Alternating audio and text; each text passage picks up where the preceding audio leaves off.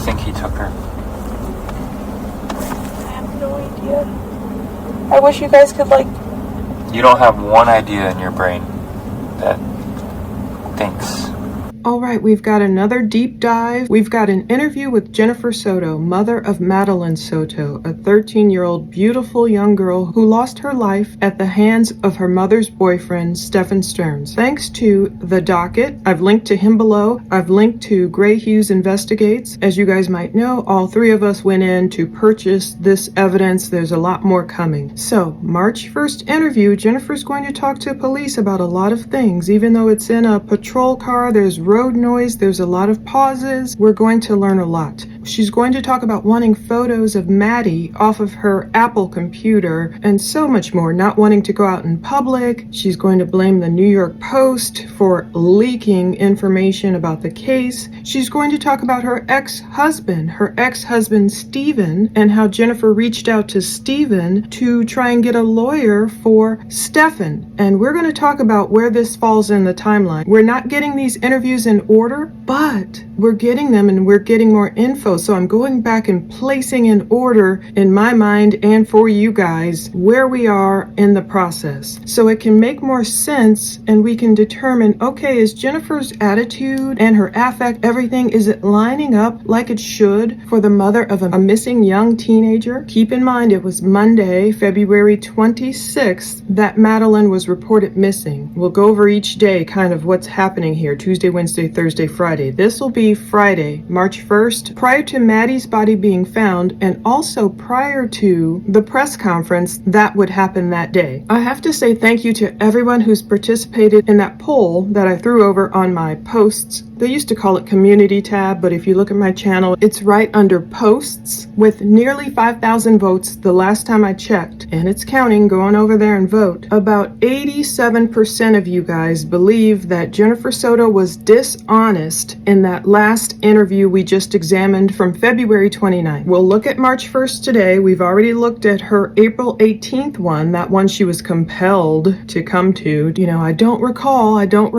that one. So let's look at it all. With this one, you are going to need your headphones because all the road noise and somebody's rustling with something, so it's a lot of distractions. And you'll hear my watermark, unfortunately or fortunately. It's something I had to do. And thank you so much to all of you who have been leaving me comments, understanding why I have to watermark this audio, even the version I put on Patreon. As you're watching this, there should be a version on Patreon. Already it's watermarked and it will have no commentary, so you can just run through this. If you just want to hear this 40-minute 25-second interview straight, no chaser. I left all the pauses in there because I think the pauses, as they call them, pregnant pauses, they can be really integral too to understanding the flow of the conversation and what makes the conversation stop, which topics, and then what Jennifer picks back up on, and try and understand her train of thought and even the detective's train of thought. It'll be interesting. Also, I wanted to give a shout out to True Crime with Strategic Eyes. I can't wait to see how he reacts to this. Oh my goodness, you know, just to see his perspective. I love to hear the perspective of different people, especially if they have law enforcement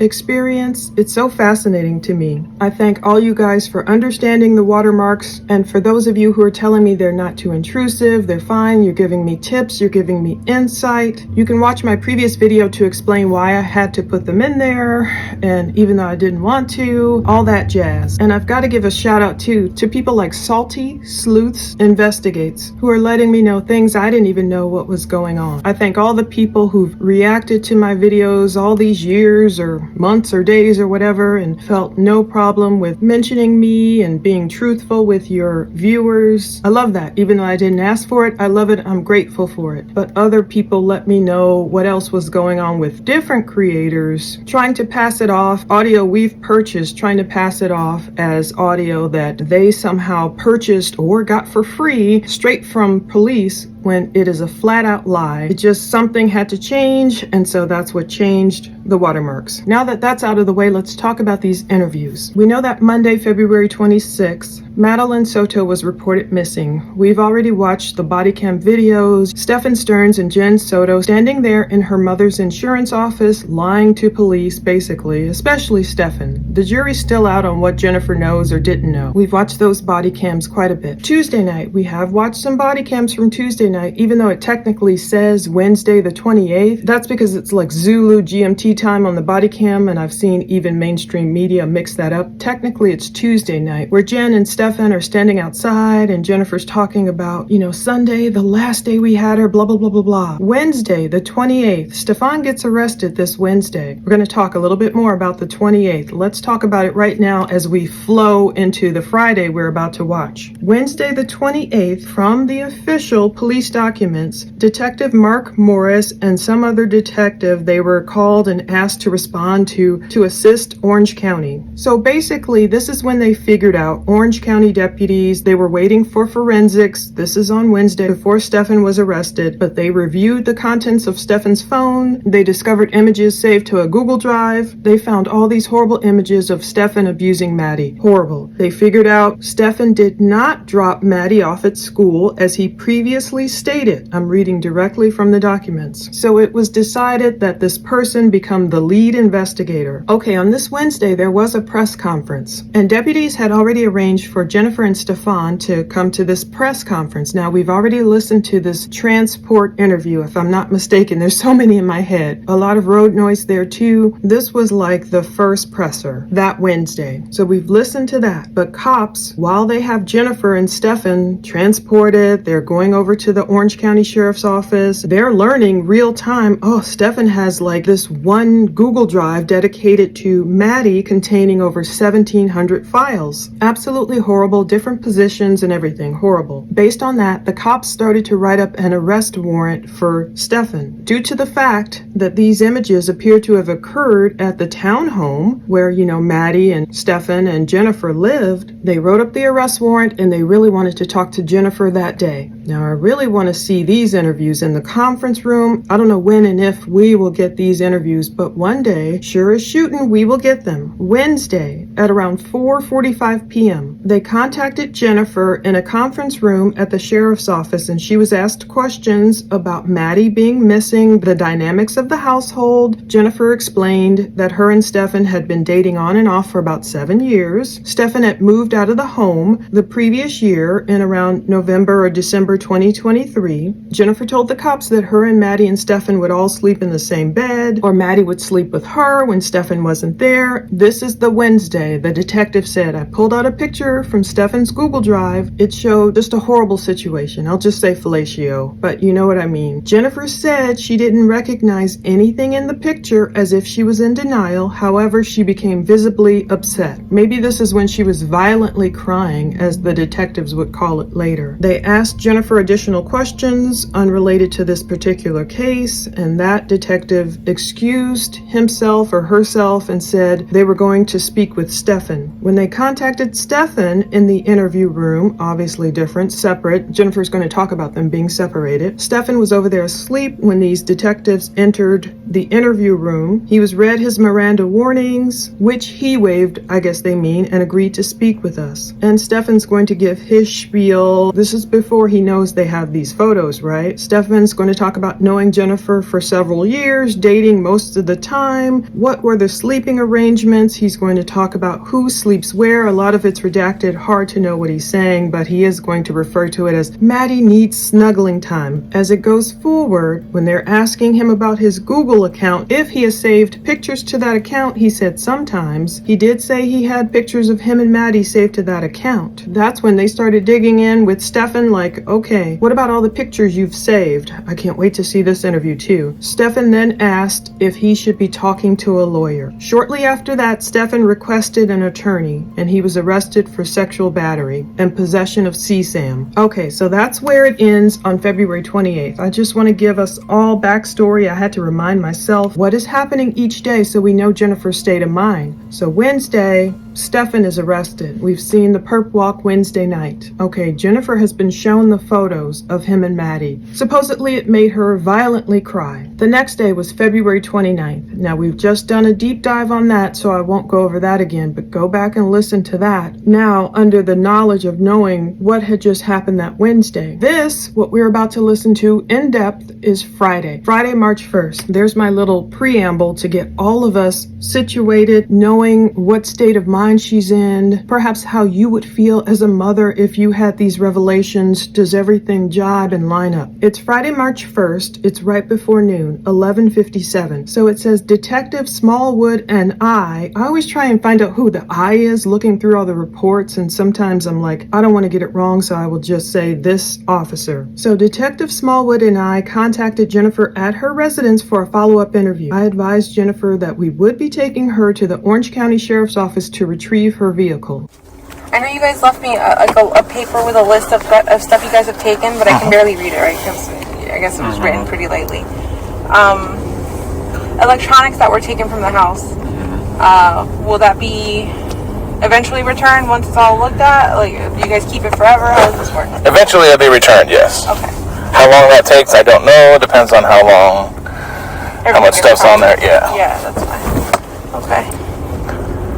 Okay, so Jennifer's been without a car. We listened to one of those previous interviews. It was mainly with Chris Stearns. Chris Stearns, Stefan's father, and he talked all about Jennifer, wanting to get Stefan a lawyer. They were obviously in that interview at the storage unit, it sounds like, in Northport, but Jennifer was out waiting in the car. Yeah, I believe that's exactly where they were. Jennifer was waiting in the car. She was afraid to be out there alone. It must have been dark. She doesn't want to be outside. She's going to talk about that here too this Friday. She doesn't want to be outside, but she does complain about her car being impounded earlier that week with her medication in it. Her car had just been impounded. She wanted her medication out of there. That's what her big concern was. I don't know if she got it. I'm assuming she did. And we know she did hide out at her sister's house even well before all these interviews came out. Photos were leaked of her car at her sister's house because it still had the impounding sealing tape on it while it sat in the driveway. Okay, so keep in mind this is indeed the Friday, March 1st, when Madeline's body was recovered. However, it had not been recovered yet. This is just prior to noon. Cops, they already have their eye on St. Cloud. In fact, this presser that they're going to give will help lead them directly to Maddie's body. This is the presser, and as they tell Jennifer, as this opens, they're going to announce they believe Madeline is most likely deceased. Alright, like I said, I just have a few more follow-up things to ask about our conversations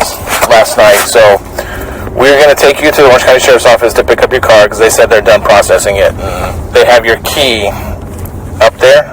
So, I don't know if you brought a spare key with you or not. I don't know. The key that, actually, just kidding, I might have my actual original key, but the key that you guys have up there is my spare key. Oh, okay.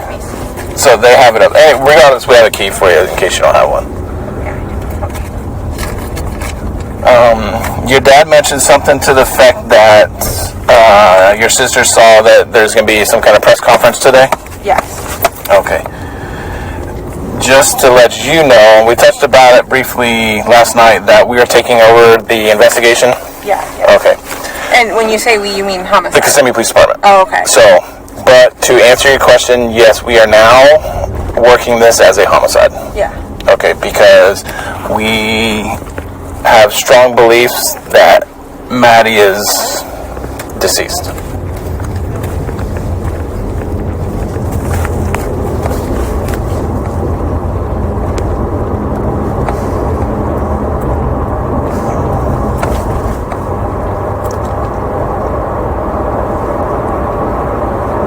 So I don't want you to be caught off guard when that's being talked about later, okay? Am I gonna be there at the press conference? Am I gonna hear it? I don't know if it's gonna be something that the family's invited to. Those decisions are way above my pay grade. It's just I don't think they would want you there for that just because. But I may be wrong.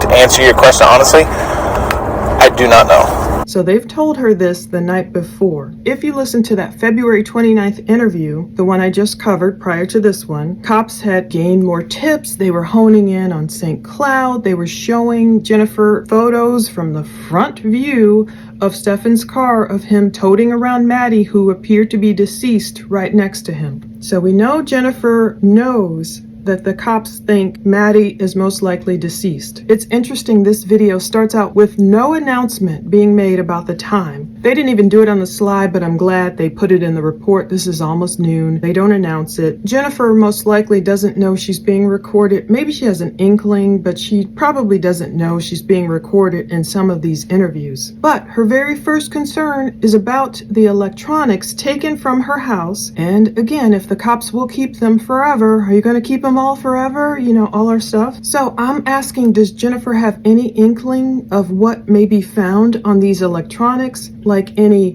naughty images, illegal photos, or is she really concerned about just Madeline's baby pictures as she tells the cops she is? So Jennifer starts off saying she can barely read the inventory list of some of the stuff they took. So yeah, some of it is hard, especially if you're like looking at the yellow copies. Some of that is hard to tell what the heck they've written. I'm comparing what the cops wrote, their notes about this interview. It helps flesh it out, give us more ideas and insight. I'm comparing it to the actual audio we got, adding more. I've listened to this interview 3 times now. It really helps me to listen with headphones every time I pick up something new. Like, I like the people who go live with it because we can immediately all listen together, share insights and all of that. I also like, bless God, creating these pre-recorded videos where I've had time to really absorb it, listen 3 times with headphones, take notes each time. I'm like, oh, I didn't catch that before. So the notes say, I advised Jennifer I would be taking over the investigation and there would be a press conference this day, that Friday, to announce it. Jennifer's asking, when I said we, did we mean homicide? And she does say that immediately. You mean homicide? She was told the previous night, homicide's taking over. I told Jennifer I meant we, as in the Kissimmee Police Department, but yes, we will be working it as a homicide because we had a strong belief that Maddie was deceased.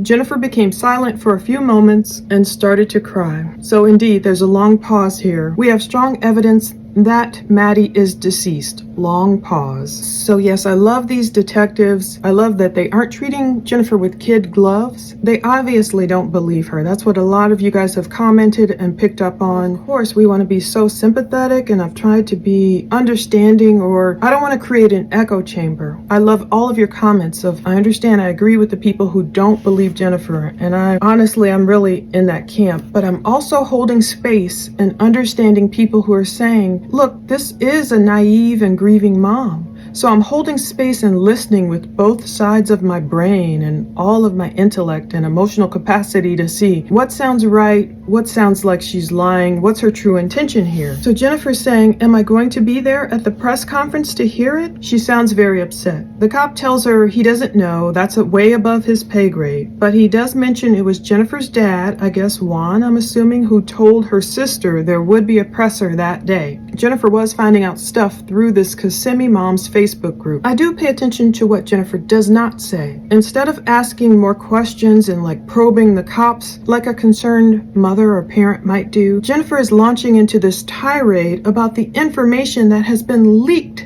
thus far. I've been avoiding the internet because my family is telling me like stuff has been leaked or reports from you guys on the New York Post or something. They're all traumatized from reading it. They're all telling me, don't. I don't want to hear anything. Well, the only report that has been released is the stuff that we've already been discussed about, that he was having a relationship with your daughter. But somebody said that was like a redacted report or something with graphic details in it. Yeah, I don't know what's been redacted and what hasn't. That's another one of my pet peeves. Some people do it. Some people, will say to be shocking or not understanding public information requests. How did that get leaked? Oh my goodness, how did that body cam get leaked? How did this interview get leaked? It's not leaked. That insinuates as if someone stole it from the cops or the cops released it illegally or something. And that's what Jennifer, several times she comes at the cops. And I don't like that. Believe me, I'm all for funding the police. I know some of you have commented, you guys are getting scammed. They shouldn't charge you all that money for this stuff. It should be free. I understand that viewpoint. It's not free. I know it takes money for these cops to sit there and edit and listen and redact and upload and provide it. It's a big process people don't realize. So that's why part of me really doesn't mind turning over all this money to the police, because it's helping them. It's helping. I'm all for funding the police, good police agents, good people, good officers of the law who are doing their job correctly to serve and protect. That's what I mean. Jennifer isn't asking specifics. She did not even ask that the previous night. She did ask certain things, like when they showed her the photo of Maddie obviously appearing dead in the car. She did say, is she dead? But she wasn't as upset over that point as she was over being shown these photos of her boyfriend Woody Allen, as it were. It's like she's likening Maddie to Soon Yi, Woody Allen's adopted daughter, whom,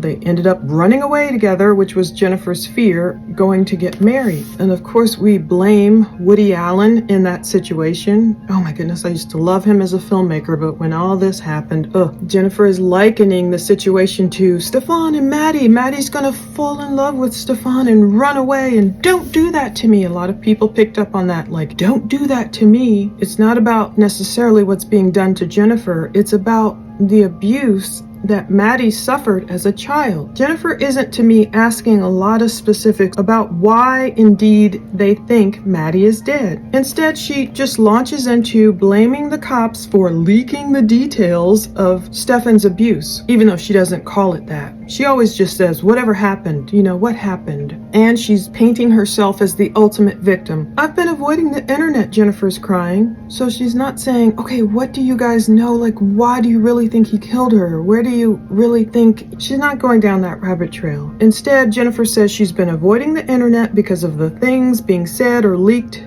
to the media, and it was traumatizing for her. Jennifer says her whole family is traumatized, and I don't want to discount that. I'm sure they were. But she goes, there was some kind of report leaked by you guys. She has taken shots at the cops. Leaked by you guys to the New York Post, and they're all telling her not to read it. And the cop claps back. I love these cops. He's like, look, the only thing that has been released is essentially what they've already told you, Jennifer. Now, keep in mind, this is Friday. Jennifer, on Wednesday, has seen explicit photos of her boyfriend's junk. I'm trying not to be too explicit here. A place where he should not have put it. Several places. Her beautiful young innocent daughter has been really harmed by this man. Wednesday, he was arrested. Of course, some of the details of his arrest, she says it's a redacted report. They didn't, put everything out, of course. They had to say what this horrible man has done to this young girl. Instead of all Jennifer's ire and anger being focused on Stefan, which it should be by this Friday, she knows a lot more. She knows the photos she was shown on Wednesday, the photos she was shown on Thursday. She's blaming the cops for leaking information to the New York Post. That's her concern. And they're like, don't read it, Jennifer. Her family's telling her. I don't want to be misconstrued. I can understand certain parents, of course, they want to skip trial days when it's gruesome details. Lacey Peterson's mom. I just have such a heart for that woman. She talked about not being able to handle the trial days where they really got,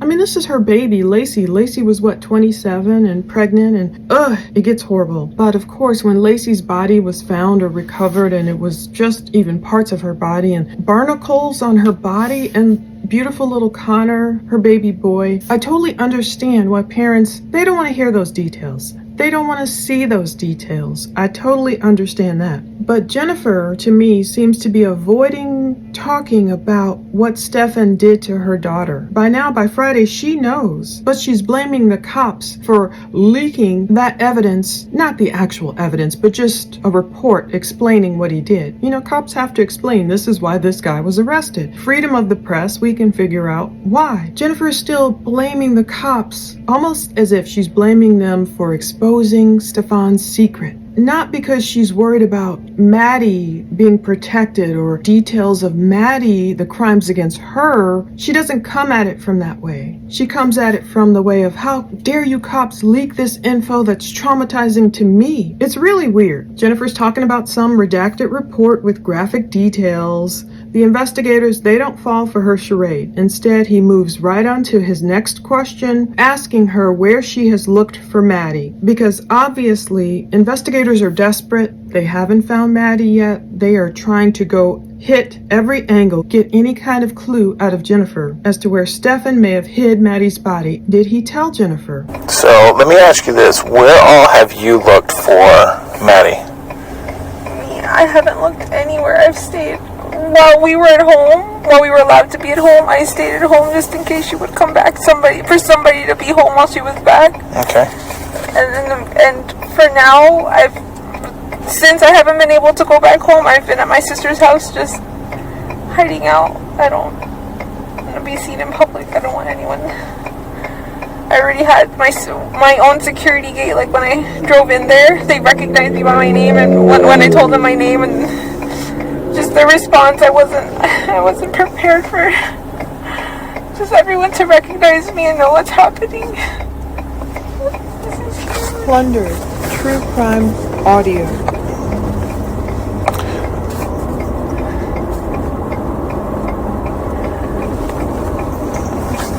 But I haven't, back to your question, I haven't gone out looking for her because I don't know where to search, and the only place I thought of where to search would be Chico Creek behind her school because of the whole woods comment, but you guys have been doing that and I didn't want to get in the way of that.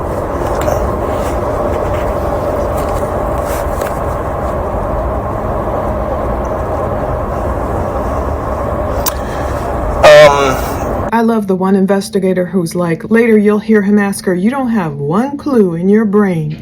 It's not a laughing matter, but you can tell how fed up they are with her. They are fed up with this mother. They talk to a lot of people. They know a real grieving mother compared to one who's trying to be manipulative and, so they don't fall for her tears. I'm trying to figure out if her tears are real or not. A lot of people use tears to manipulate people. So this crying woman, I like that they don't fall for, they might give her some grace, like we'll give you a minute or whatever throughout some of these interviews, but this one, they're just like, okay, almost like, okay, are you done with the charade? Next question. Let me ask you this. Where have you looked for Maddie? I haven't looked anywhere, Jennifer says. The report says, I asked Jennifer where all she has physically looked for Madeline since she has gone missing. Jennifer said she has not looked anywhere for Madeline because she wanted to be home in case she came back. Now, I find that part rich. Jennifer's claiming she wants to stay home in the condo in case Maddie came back home when they were still allowed to be in their condo. Now, I don't know when they released the condo back to Jennifer. I know they were kicked out like that Tuesday night. Her, Stefan, stayed in a hotel. His dad, Chris,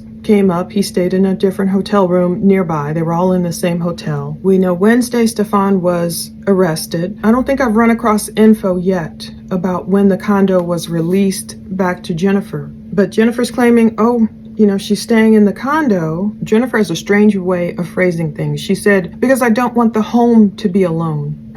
I thought that was weird. To me, it's really funny that she was concerned about staying in the condo, whatever point she's talking about, because in case Maddie came home. It's like she realized it then. But Monday night, I still don't know if anyone was in that condo while they're all standing around in Jennifer's mother's insurance office. Stefan's there, a whole bunch of families there, her mom is there. I don't know if her roommate is there. Now, forgive me if her roommate was back at home in the condo all those hours while they were waiting for police, but Jennifer never mentioned hide nor hair of the condo potentially being empty Monday night until they got back around 9 p.m. or whatever after they talked to the cops. Jennifer never mentioned, I want to just stay home, stay here.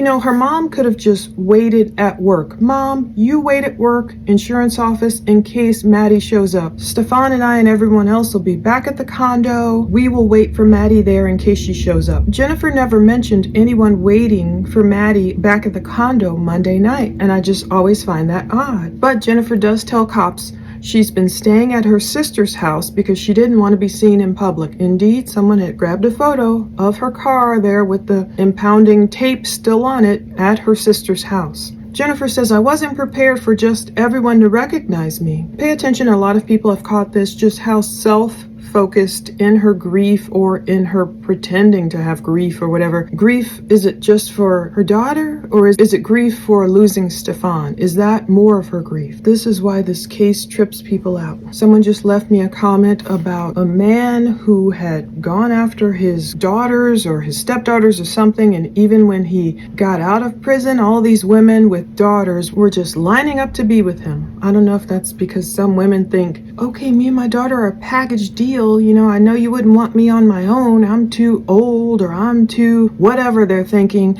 But here's my young daughter. What is the logic? I'm trying to wrap my brain around it. Anyway, Jennifer is talking about some people recognizing her at her townhome. She's been hiding out at her sister's house. That's why she hasn't looked for Maddie anywhere. I keep comparing Jennifer to the beautiful mother of Peterson. I know her name is on the tip of my brain, but I just want to get the point out that that mother, I mean, she walked in those woods. She went places looking for Lacey. She went to some kind of dangerous places at night. That mom didn't care. She's like, I want to find my daughter. My pregnant daughter, pregnant with my grandson. I don't care. I want to find her. I don't care about media or people being out here. Sharon, I believe her name is Sharon for sure. People are really tripping out over this point because it's showing Jennifer is more concerned about other people's reactions to her or being recognized in public instead of just scouring the woods or anywhere to look for Maddie. So I'm wondering, okay, is this because she knows it would be futile to look for Maddie? No need to pound the pavement, beat the bushes, let her family do that, waste their steps and their time and energy and, you know, getting dehydrated or risk the Florida weather, even though it's February still, but let them risk it all because did Jennifer know Maddie's gone already? There's no need to look. But Jennifer said, to get back to your question, she hasn't looked anywhere because she couldn't think of where to look except for Shingle Creek behind her school because of the whole woods comment. So she's bringing up the fact that Maddie said when she turned 13 she wanted to go live in the woods, but why would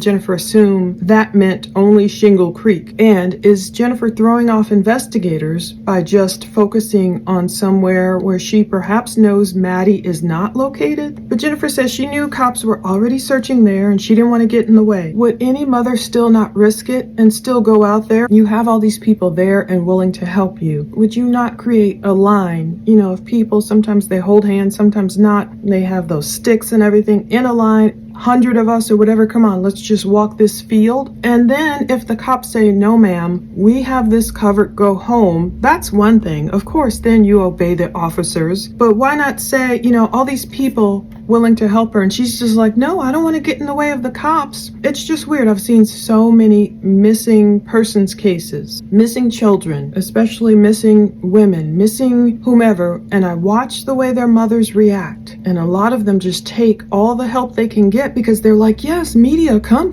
more attention on my daughter, don't forget about my daughter. Oh, you guys want to help me search? Come on, let's search. As long as the cops are like, it's okay. Like sometimes the cops will say, no, it's too dangerous, it's too dark, the terrain is too steep, we don't want to have to rescue another person. I get that. But Jennifer didn't even take it to that point. So I remember Jennifer making this comment again, a different time, about not getting in the way of cops. And that didn't stop her family from going out and searching. It's like her family, some of them cared to search more than Jennifer did. Her family's like, look, we're going to go search because, you know, they found some wallet on a trail. They were out there beating the bushes. They were out there pounding the pavement, boots on the ground, looking for this girl. I mean, one missing persons case since it happened in Ohio, I remember just driving to a random park down there near Mansfield, and I was hiking with my friend, but we were also looking like, maybe I'll see something, maybe, you know, something that leads to her. Unfortunately, it didn't. That woman was also found dead in a trunk. A lot of cases, they kind of mirror each other. But my point is, Jennifer being Madeline's mother, you would think she would say, yeah, at least I walked the lake around, you know, our house. I took a flashlight and shined it into the woods and I was calling Maddie's name. I mean, at least Stefan Stearns' mom was out there. Deborah was screaming Maddie's name out in the woods across their house or wherever. So anyway, they move on. They're asking Jennifer, does Madeline have any siblings? I don't know where this information came from, and I don't know if it's true or not, but you would be the only person to answer this. Does Maddie have any siblings? Maddie has a half-sibling. No, just kidding. She's got a step-sibling. I was married once upon a time, and we raised our girls together for about 4 years. That's who she would consider her sister. Okay. Do you know what is Dad's name? Stephen Young. Steven? Yeah. Where does he live? In Colorado, but they actually flew in to be with me. So they're here in town right now. Okay. Do you happen to have a phone number for him? Yeah. And what's the daughter's name? Plunder, Young. True Crime Audio. ASHLINN. How old is she?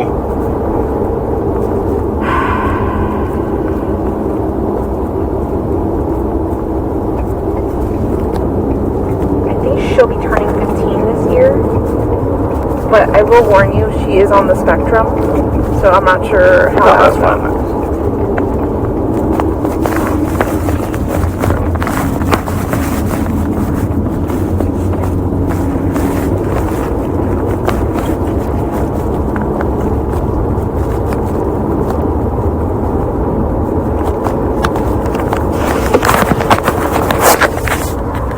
I got it. Okay.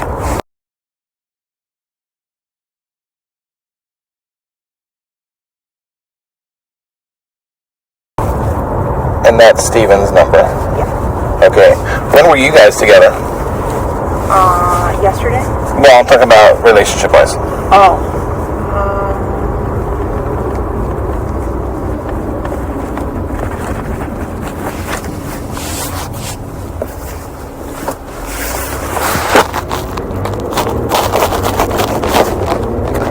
So from 2013 to 2017, we got married in 2015. I got divorced like 2 years ago.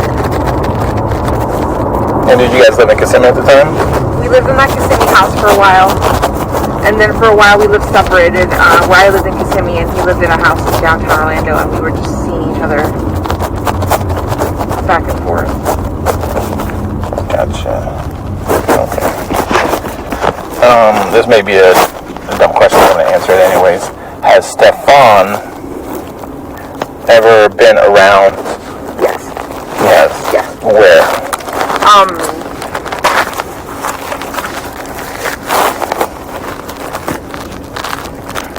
Like, where would they be? Where would they have hung out? Yeah. I'm gonna say at Steven's house, when he lived in Williamsburg, by SeaWorld. Okay. I remember one instance where we all went trick-or-treating together.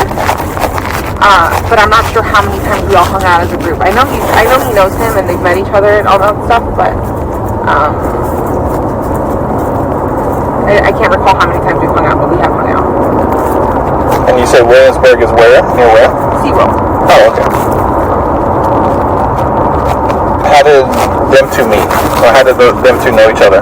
Steven and Steven. I introduced them. Okay. I thought that they would get along well because they both like nerdy games, nerdy board games. And just kidding, yeah, so they would hang out even on their own for a while because they were playing board games. They were playing board games together for a long while. So yeah, they hung out even without me around. Yeah. You happen to know Steven's birthday, do you?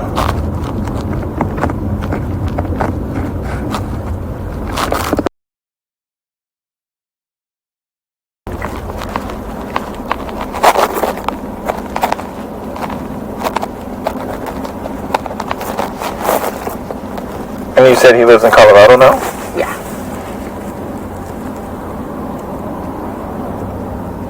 Is Steven married? Yes. Is his wife with him here with? Yes. Oh, I gotcha. When do they move out there?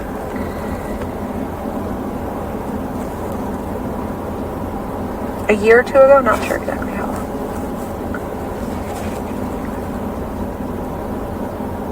Any idea if Steven and Stefan has still been communicating?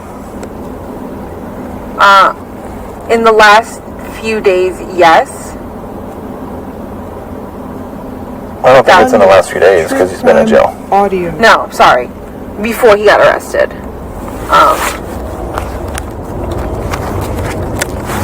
How do you know that? Because we were all contacting each other. How would you contact each other? I was texting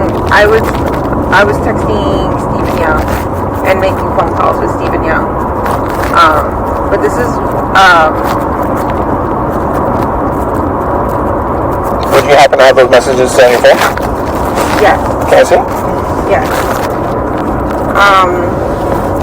the discussions we were having were like trying to get Stefan a lawyer. Because this is when I thought he was still innocent, but he's not.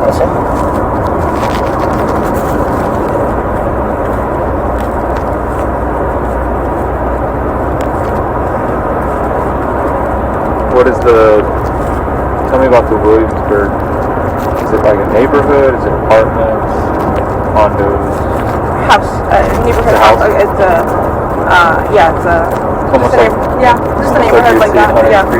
But they're like older homes. They're like 2-bedroom homes where the bedrooms are like, well, the house is, I don't even know how to describe this house. Ranch houses? real long? Yeah. Yeah, ranch style. Did Steven and his wife live in that at that time? Yes. Yes. They owned it or rented it? They rented. They rented.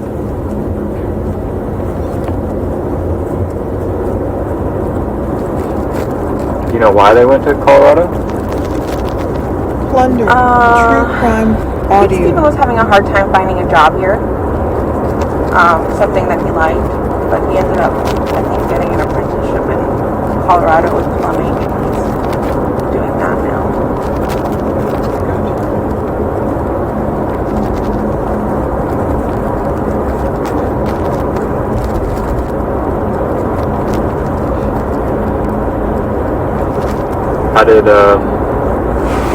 How did Steven know all this was going on? I You told him that Maddie was missing. yeah. What was his response to that? Shock. Yeah. Everyone's response is shock and disbelief and worry. And he was another father figure to her for a few years. So he's really worried.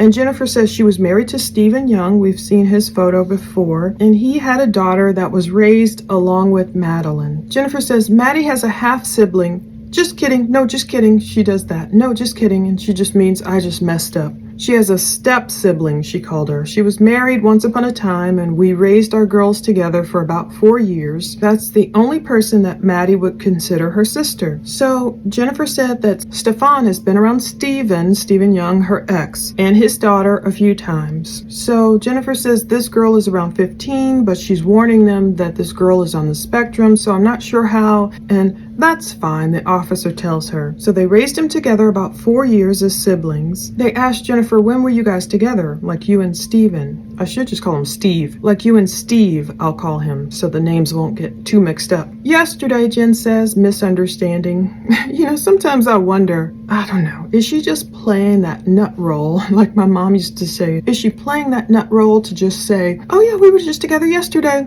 Does she really know what they're asking and she's pretending that she doesn't know? Anyway, Jennifer explained that Steve flew out from Colorado with his wife to be with her. Sounds like a good guy.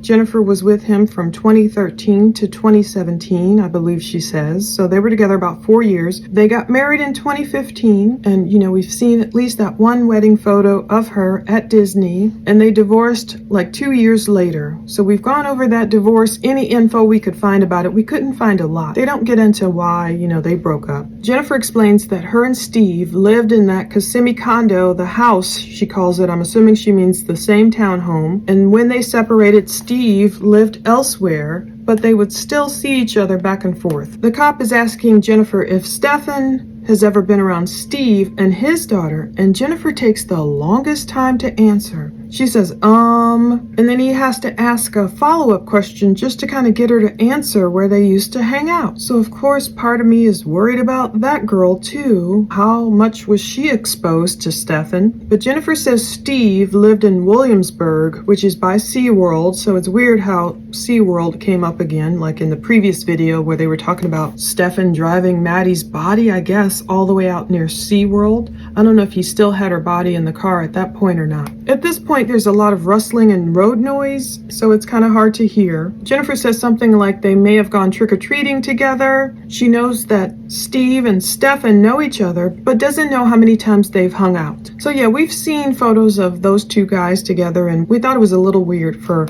Jennifer to have her current boyfriend and her ex-husband hanging out. It was one of their birthdays. It was an axe-throwing place. Jennifer posted on Instagram, but Jennifer seems oddly hesitant. Something weird is going on here in answering this question. She does remember Stefan and Steve did hang out together. She introduced them. They both enjoyed playing board games and nerdy type of stuff. She thought they would get along. And the presence of a daughter makes me understand, because at first I was like, why would your ex-husband hang out with your boyfriend? Why would you even be together? But since her ex-husband had this daughter, and I'm sure Jennifer became like a mother figure, at least for a while, for this girl, then I can understand why you might stay in each other's lives for a while, because you love the children. But I don't know, in this case, it makes me wonder. So apparently Steve and his wife moved away a year or two ago, I think she says, and the cop is asking, has Stefan kept in touch with Steve? I'm wondering why they're going down this rabbit hole, but they're turning over every rock. They don't know where Maddie is. They're like, look, we got to examine every angle. You never know what evidence will present itself. So the cops are obviously working hard as heck to figure out what happened to Maddie. Jennifer says, yeah, in the last few days, Steve and Stefan have been in touch with each other. But the cop is correcting her, like, Stefan's been in jail. Like, yeah, Stefan was arrested Wednesday, I guess, kind of late in the evening. I don't know how long he was at the station waiting. He was sleeping. He had been there so long. So the cop is like, look, Stefan's been in jail. He couldn't have been in touch with Steve, like basically from most of Wednesday through Friday. So they're asking, how were they in touch? By text messages, phone calls? Apparently, I guess through text messages, because the cop is asking Jennifer if he can see those messages. It says she handed me her phone and said yes. So Jennifer explains to the cops she was having conversations with Steve about getting Stefan a lawyer.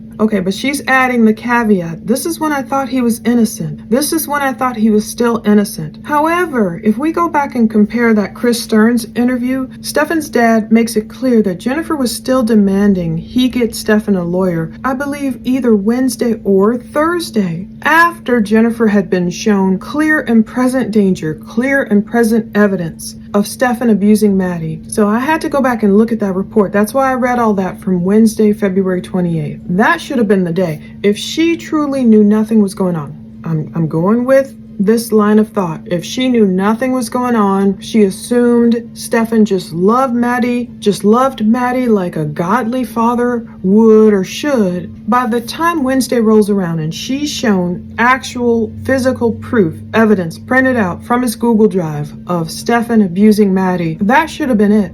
All conversations of getting this man any legal protection, any lawyers, any help, anything should have been over and done with by Wednesday. Wednesday afternoon, early evening, whenever it was, she was shown that proof. Even though she was in denial, she became upset. Was she upset over the fact that cops found this evidence and she knew, oh, Stefan's going down? Or was she upset over, oh, he was really abusing her? But by Wednesday, all notions, all talk of getting this man, Stefan, a lawyer should have been out the window. However, Chris Stearns' interview makes it sound like Jennifer was still trying to get Stefan a lawyer after Wednesday, after she had been shown this evidence. This is the point in the interview. It's, so much road noise. You got to wear headphones to figure out what Jennifer is saying. But she's explaining that she believes Steve, her ex-husband, was having a hard time finding a job there in Florida that he liked. And that's why he moved off to Colorado to get some type of apprenticeship or something like that. I think she says they might have moved away a year or two, Steve and his wife. They are also speaking of the type of ranch-style homes where Steve used to live in Florida. Jennifer is explaining they were like older homes, maybe 2-bedroom homes, maybe ranch-style homes, and Steve and his wife rented a home. So the cop is like, how did Steve find out all of this that was going on? She said she told him, and Steve was in shock when he heard the news. And Jennifer says everyone was in shock when they heard the news about Maddie going missing, because Steve was another father figure to her in her life for a few years. That's what Jennifer said, and of course my mind, probably going where yours is, it makes me think back to those words of Deborah Stearns when she was like emailing Stefan, her son, in jail. Now the words were redacted in that jail email. We could infer that Deborah was trying to get her son to just throw Jennifer under the bus, let her take her share of the blame, because Deborah Stearns said something like, you know everything that Jennifer has put Maddie through all these years with all her partners. It's redacted so we can't get it all, but Deborah's inferring that Jennifer put Maddie through a lot of stuff with her partners. Now, we don't know that, of course, she's talking about her ex-husband and all. That's not what I'm saying here. I know Detective Morris asked it earlier, but I'm kind of curious. Why didn't you go search for her? I know you said that you didn't typically know where to look, but was there any other reasons why you didn't want to go search? I wanted to be at home to make sure somebody would be home if she came home. I didn't want the house to be alone.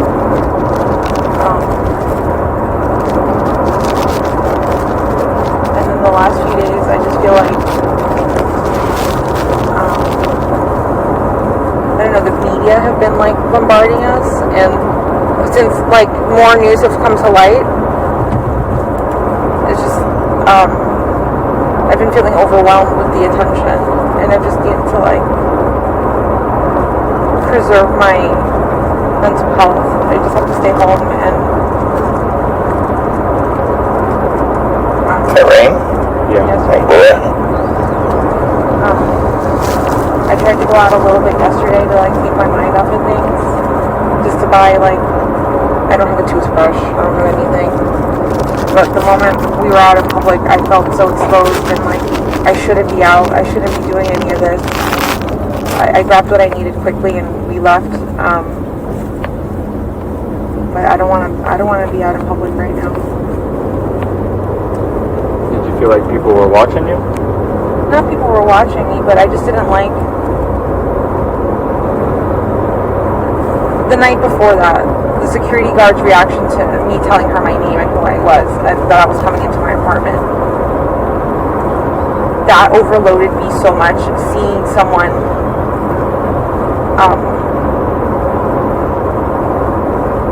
it's just weird. It's just very heavy to handle other people's emotions when you're dealing with your own. Like, you have to like comfort everyone. When all I want is to be comforted. It's really heavy when the entire family and everyone's breaking down around it.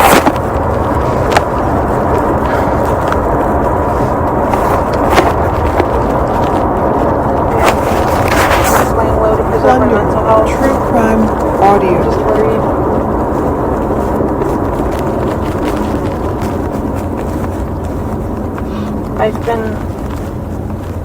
In the past, I've been hospitalized for my mental health issues, and I'm just afraid like that this is going to make me spiral again. So I'm just trying to stay sane. Trying to keep it together. Yeah. I don't want to end up back in the hospital again. I don't want to be unstable again. Well, you got some of your family here, so Yeah, got some support. for sure. Everyone's being so helpful.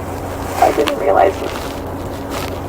I knew I had family and I knew we had community, but I didn't realize it was as big as this was until everything has happened, and I see how everyone is supporting and loving and helping us with, flyers or searching.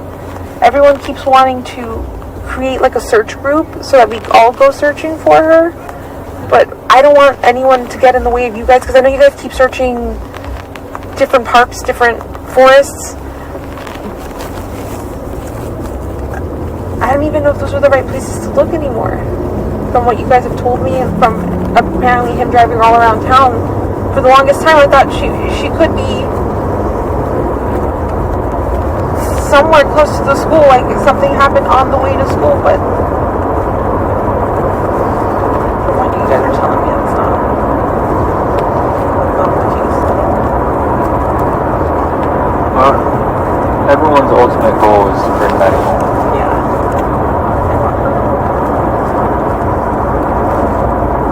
That's all we want.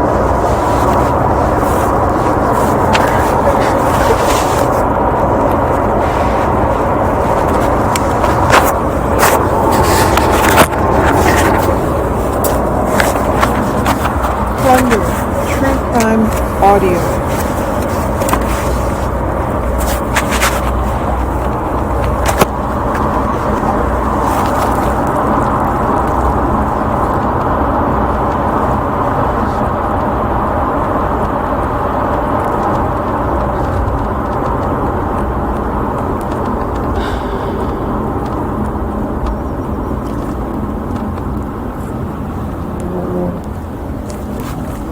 So the cops again are asking Jennifer, why didn't you go out to search? Is there any other reason you didn't go out to search? And it's her odd way of phrasing things that Jennifer says here. Her odd way of phrasing things. I didn't want the house to be alone. Jennifer goes into the last few days, the media have been bombarding them as more news has come to light. I've been truly overwhelmed with the attention, she says. So she doesn't say, I've been overwhelmed with Stefan's arrest happening and his abuse charges coming out and how dare he. No, she says she felt like she needed to preserve her mental health, and so those are her reasons for not going out to search for her daughter. Of course, I know mental health is important. We don't want to lose it. We don't want to go insane. Of course, I can't imagine the pain. I never want to imagine the pain of losing a child. And God bless you guys. Some of you all have commented on the children you have lost. I mean, my heart just goes out to you. I don't want to, of course, experience that pain. Some people have to be literally sedated. They are so upset. So that's why I'm still holding out so much, trying to give Jennifer the benefit of the doubt without taking away from Maddie's pain. That's the delicate balance here. So many people are angry at Jennifer for not protecting her daughter because they've experienced mothers, narcissistic mothers, abusive mothers, or just neglectful mothers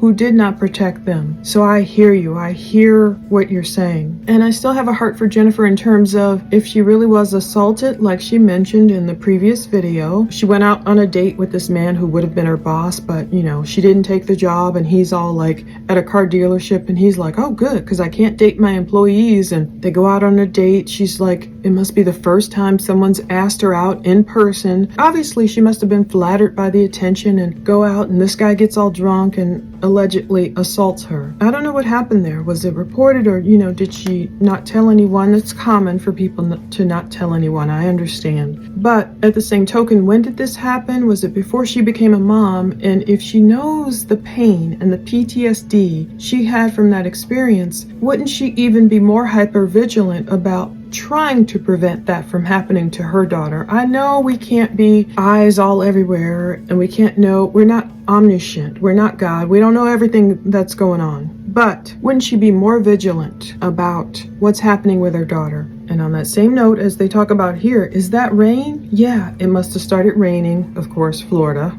Monsoon season, seemingly all the time. I just have to interject. Some people find it so weird that Jennifer was tracking Maddie's period. As a mom, I don't find it weird at all. I do not find it weird at all for a mother to track her young daughter's period, especially a 12 or 13-year-old. You better know what's going on in your own household. Now, the reasons why Jennifer may have been tracking it, that's a whole nother ballgame. But you have to know what's going on in your own household in terms of, okay, is she just missing a period? Is she just late on her period? Is it just being irregular? Is there something I need to take her to the doctor for? Am I about to become a grandmother? These are the things you have to know. That's why I don't find it weird, for a person to track their own cycle using an app. We didn't have apps back in the day. Or for them to teach their daughters how to track it via an app, or daughters figuring out themselves. So anyway, I don't find that weird. We still don't know if Maddie ever started her period. That's the part I find weird, because the cop, it makes it sound like Maddie missed the whole month of February. Did he know that for sure? Because Maddie's friend sounded like, oh, she started it only 2 weeks late. We don't know if that's what Maddie just told her friend, or if that's reality, or what. Anyway, back to this interview. Jennifer said she had to go out and purchase some small items. She didn't even have a toothbrush. I didn't have anything. She felt like she shouldn't be outside because the attention the case has received. I felt so exposed. That's what she says. I felt so exposed. Even reading that, I'm like,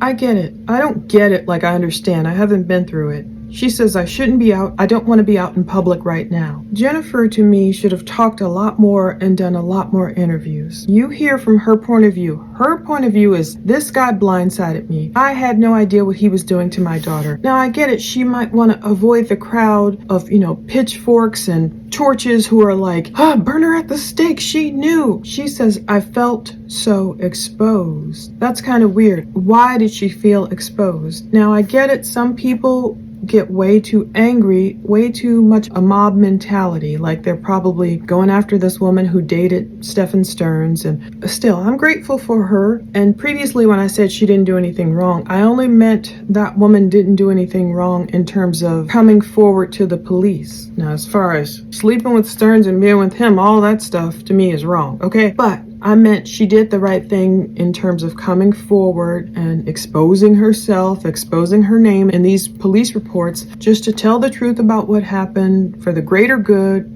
She'll be, I'm sure, a witness for the prosecution. It'll help Maddie get her justice. With Jennifer, I felt so exposed. Did she feel exposed because her secret was going to be out? Of course, none of us want people judging us, especially at the worst times of our life. The Bible says don't judge each other harshly. People often don't remember that verse. It says judge not lest ye be judged. I get it. But it also says don't judge each other harshly. And I'm not trying to judge Jennifer harshly. Why does she feel so exposed though? Is it because people would just criticize her? Like, imagine if she went on 2020, Ashley Banfield, Nancy Grace, if she had gone on all these great shows that first week and said, this man fooled me. I had no idea what he was doing with my daughter. I literally trusted him. Yeah, I may have been stupid by letting her go off and telling him he could go off and sleep with her in their own room. But yeah, I was selfish for that part. But I swear to you, I swear to God, I had no idea he was abusing her. People, yeah,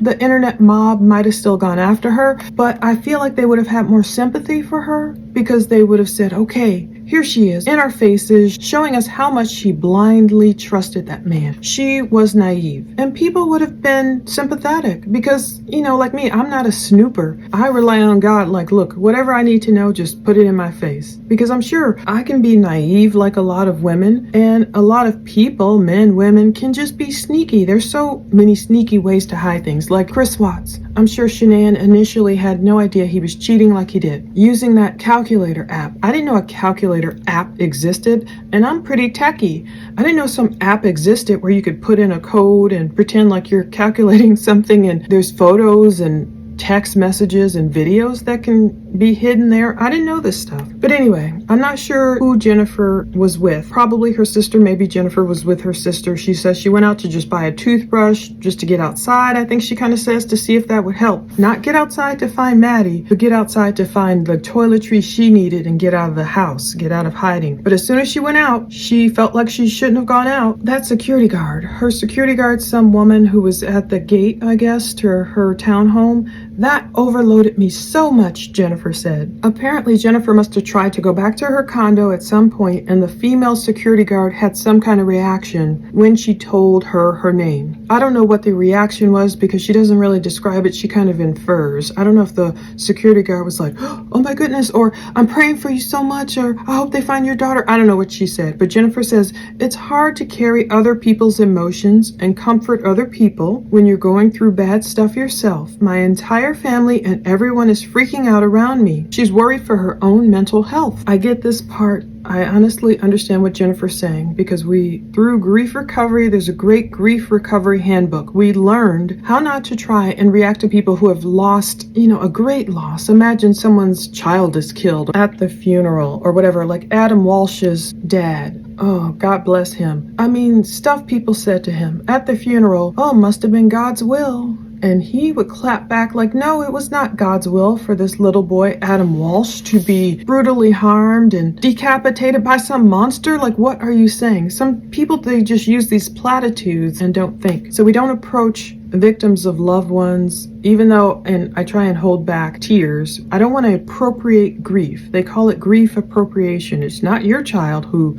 was killed. So don't run up to a parent like bawling, oh, I'm so sorry for you. Even though that's what you feel, maybe just cry in private as much as you can with God in the presence of the Lord. So it's true and it's not for cameras and it's not for, other people. But then approach their loved ones however God tells you to. So I understand what Jennifer is saying here. I really do. But she is worried about her mental health because she's been hospitalized, she says, in the past for her mental health issues. Now I'm wondering, was she hospitalized at all, recently in the wake of Maddie's murder? We know she was able to make it to that April 18th interview where she was compelled to be there, but I don't know where she's living now. Neither do I want to. I don't want the mob going after her. But she does talk about, I'm afraid this is going to make me spiral again. I'm just trying to stay sane. Jennifer says she doesn't want to end up hospitalized. Was she hospitalized at any point? First of all, when was she first hospitalized? Was it when Maddie was a baby? Was it when Jennifer, before she had Maddie? Who kept Maddie during the time she was hospitalized? I have a lot of questions. I have a feeling we'll find out a lot more about Jennifer. The cop kind of encourages her. He's like, trying to keep it together, huh? He's kind of asking. And she's like, yeah, I don't want to end up in the hospital again. I don't want to end up unstable again. So I'm like, what? When did she flip out? Did Maddie take the brunt of it? We know from what I heard, Jennifer and Maddie's bio dad, Tyler Wallace, supposedly it was just a hookup and she got pregnant and she had Maddie and Tyler got married, and I don't know what the custody situation was, and we've gone over some child support, whatever we could find in the Orange County records and all that. But I'm like, how much of Jennifer's instability made Maddie suffer? That's my point. And is this where the rumor got started, where Jennifer might be in a mental institution? People kept wondering, where's Jennifer? I know she was available to give, according to Shannon Butler with WFTV Channel 9, she was available to give either all or a portion of Maddie's ashes, turn them over to Maddie's bio dad. So she was available then, but was she in a mental hospital? That's what people are wondering all over social media. And is this where the rumor started because of this interview? Was it a rumor spread? Was it true? Did Jennifer go off to a mental institution? Or was it something a rumor spread to kind of like almost avoid arrest, even though that can't keep you from being arrested? Maybe a play to garner sympathy, safety from the public, maybe a lot of reasons. Well, the cop is telling her, you got some family here, you got some support. One investigator tells her, look, you've got family, you've got support. Jennifer agrees. She has support. She didn't realize how much, loving support she had. Everyone's been so helpful with flyers and searching. And this is where she says, everyone keeps wanting to create a huge search group so everyone can go searching for Maddie. But Jennifer's like, I don't want them to get in the way of you guys because I know you've been searching different parks and different forests. This is making no sense to me. And this is where I lean again towards guilt, Jennifer's guilt, and the fact that she's fishing for information from cops. It doesn't come off in a way to me like a desperate mother wanting information on, okay, are you guys really looking for her? Where are you looking for her? Where have you looked today? Where, it's not that desperation. To me, she's fishing. First of all, what mother would turn down a huge search group of people who want to go search for your daughter? Like, wouldn't a normal mother say, go out there, go do it, go do it? But she's already putting the kibosh on that, saying, I don't want, them to get in the way of you guys. Is it because she didn't want a huge group of people out there finding Maddie? And she's just like, I know you guys have been searching different parks and different forests. So just like in the interview we listened to from the night before, from February 29th, Jennifer's fishing for info from cops to figure out where they've searched. Even during that February 29th interview, I picked up on the fact that Jennifer just wanted so much information from the cops under the guise of, okay, if you just show me a map where Stefan,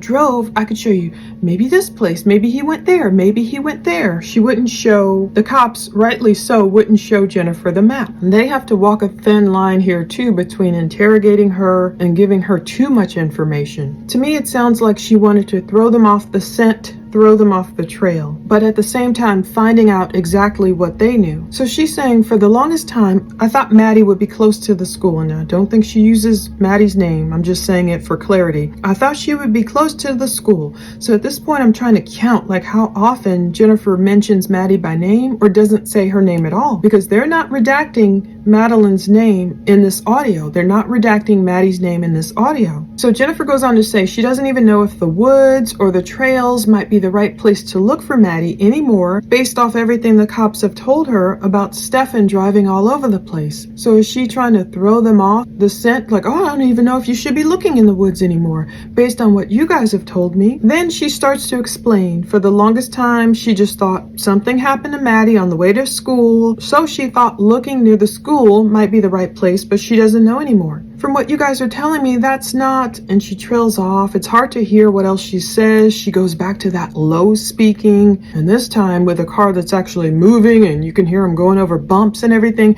and apparently it started raining too, I guess. We don't know what she's saying. The detective says, it's everyone's ultimate goal to bring Maddie home. Jennifer says yes. Yeah, I really want her home, sounds like she says under the road noise. So all these pauses I'm leaving in so you can get the whole gist of it. I also know you talked about it last night,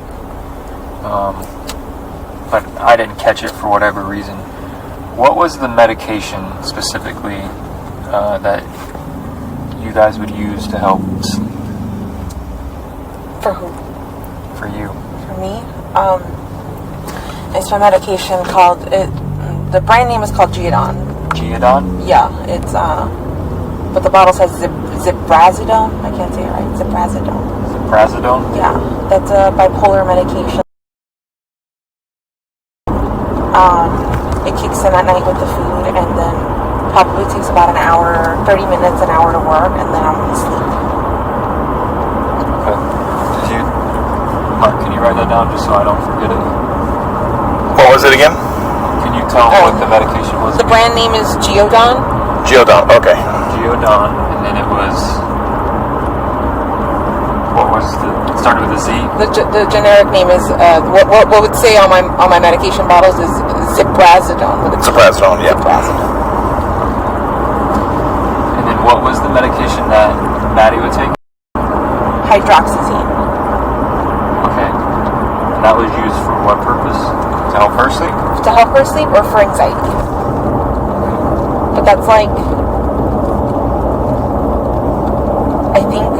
I think that's like a version of Benadryl that we would give her. At least that's how her doctor described it. It's like giving her Benadryl at night. Okay.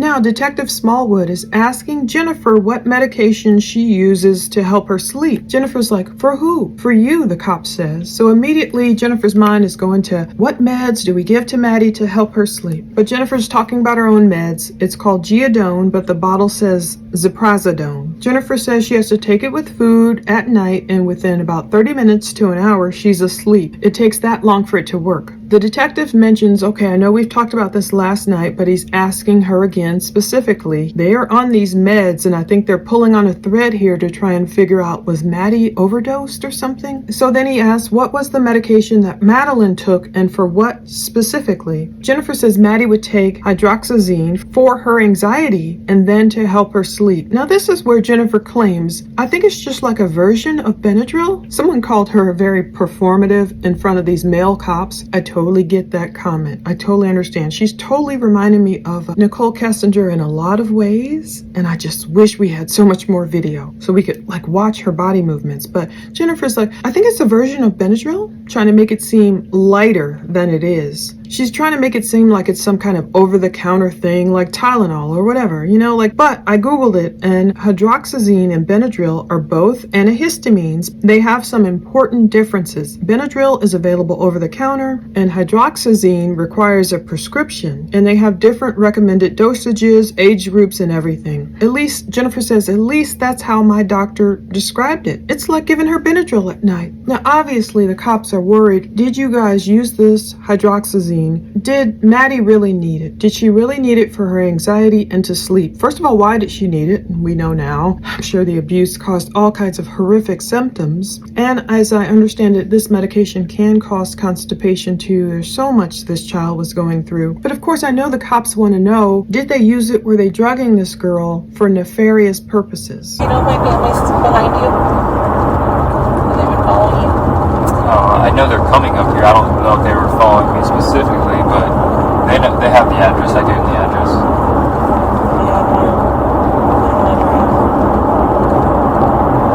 So you're gonna have someone drive your car back to True this. Crime Audio.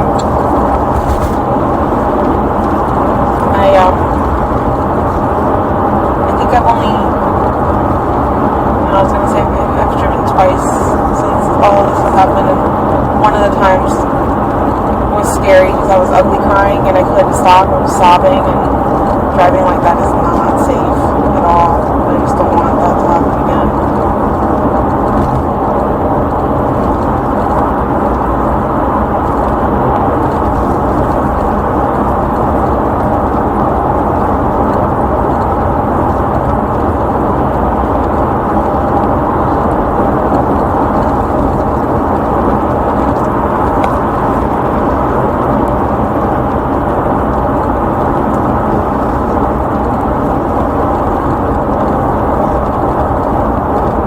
So Jennifer is asking, do you know if my family's behind you? Have they been following you? You know, Jennifer's worried, like, where's my family? I wonder if she was worried then about being arrested. Were they just taking her off, you know, to arrest her? But instead, she's worried about driving. She tells the cops she doesn't want to drive herself back. And they tell her, look, your family, I gave them the address of the sheriff's office. You know, they know. And they're like, you know, are you going to have someone drive you back to Kissimmee? And she says, yes. I'm sure they were trying to keep tracks on her and tabs on her too. Like, where are you going, woman? We want to keep you under our radar. And to me, I'm thinking it's probably a good idea she has someone driving her, because all the concoction of medications she's described as taking in the previous video, I don't know if she should be driving. You know, I looked up that lorazepam because I've taken that once. They gave me 2 pills to take like 30 minutes prior to my MRI, and I knew I remembered you shouldn't be driving. So I looked it up. It says you should not drive if you're taking lorazepam and feel sleepy, dizzy, or have blurred vision, if you feel clumsy, can't concentrate, have difficulty making decisions. These side effects can occur at any time, but are more likely when you first start taking lorazepam or another medication. So I was like, yeah, maybe she should not be driving anyway. Anyway, Jennifer says she thinks she's driven twice since all this happened. She always fails to say, like, since Maddie went missing or since Stefan was arrested for harming her. She doesn't give details, just since all this happened. But she says one of the times was scary because she was ugly crying and sobbing. That's the same word she had used about Stefan in his TV interview. She claimed he was ugly crying. So that's that phrase that was coined by Oprah, you know, when you break into such a cry where it's like, you know, you make yourself look ugly. Jennifer says, I was ugly crying and I couldn't stop. I was sobbing, and driving like that is not safe. She's so self-focused, making herself the victim, and it's like she's trying to convince the cops, oh my goodness, I can't even drive. I was so upset. I was ugly crying. That very well could be true because the cop did say she was crying violently when she was shown those pictures. I'm assuming he meant the photos from Wednesday. If timing works out with this timeline, he was referencing the photos from Wednesday of Stefan abusing Maddie. It's redacted out the previous interview, but I think that's what he means. I think that's what he's referencing. And the cop was calling her on it because he was like, you were crying more over those photos, as if you, to me, it's like he was saying, as if you caught your boyfriend on Cheaters or something. You're more upset over that, Mr. Woody Allen situation, instead of your daughter potentially being dead in a car with him. Some people have wondered, was Jennifer relieved that Maddie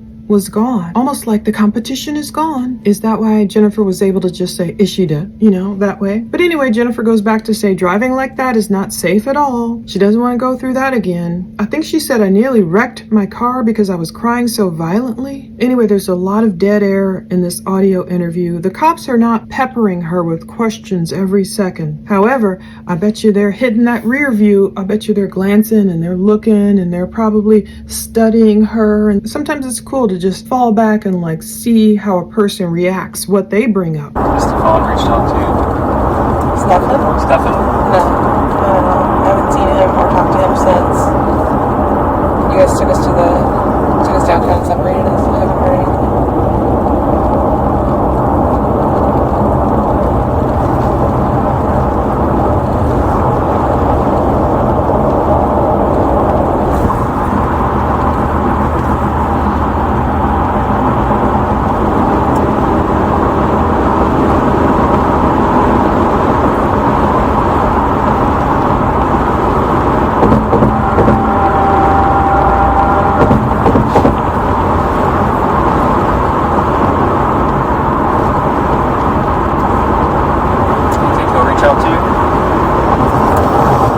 I don't think so. He'd be really fucking stupid if he did. He knows your number though, probably by heart. Actually, I'm not sure. I don't know.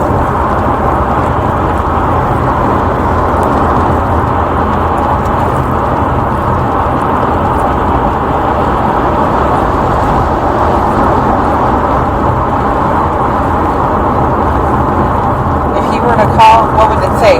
Orange County Jail? Because I'm not going to pick that up. It would either say Orange County or Osceola County Corrections, something to that effect. Yeah, no.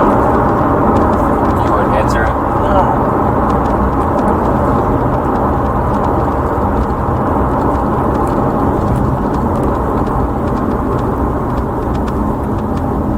I'm pretty much not picking up phone calls from my phone anyway because it's either reporters or I've had a lot of scam calls, people screaming in the background going, help me, and hanging up.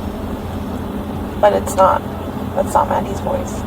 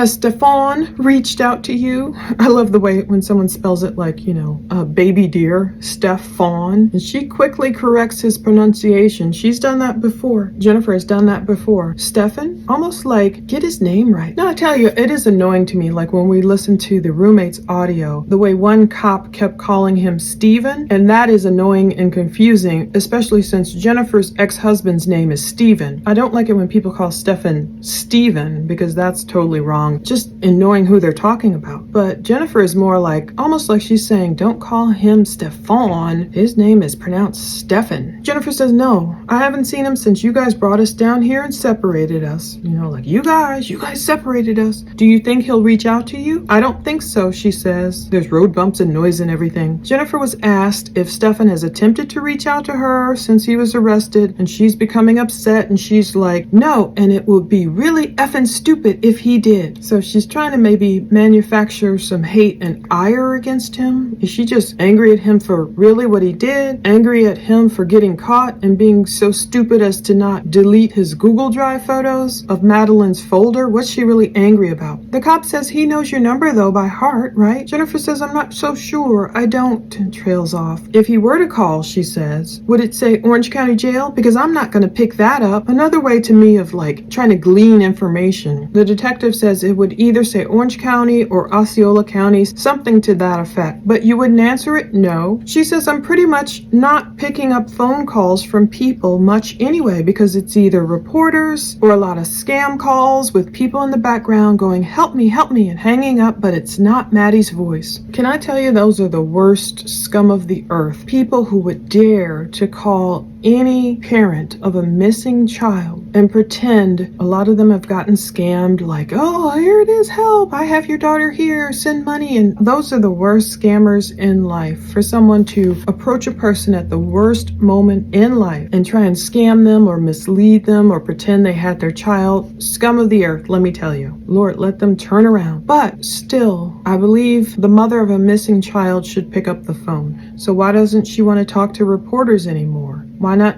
generally get the word out still far and wide, because Maddie is still missing? Why not say, help me, reporters, help me. I had no idea what this man was doing to my daughter. You guys keep reporting, Maddie's still missing. If anyone has tips, why not take that vein, that route? There's a very long moment of silence. I did remember something from our conversation last night, if I could mention it to you guys. Absolutely. You guys asked me about kinks. What? Like sexual kinks. Yep. And something occurred to me last night. Okay. He's into, like, I think, animal kink.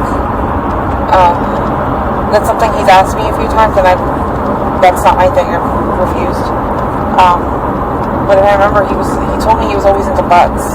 So Plunder, true crime butt stuff. audio. But you guys never had anal sex? No. Did he ever tell you he had anal sex with anybody else? Not that I can recall.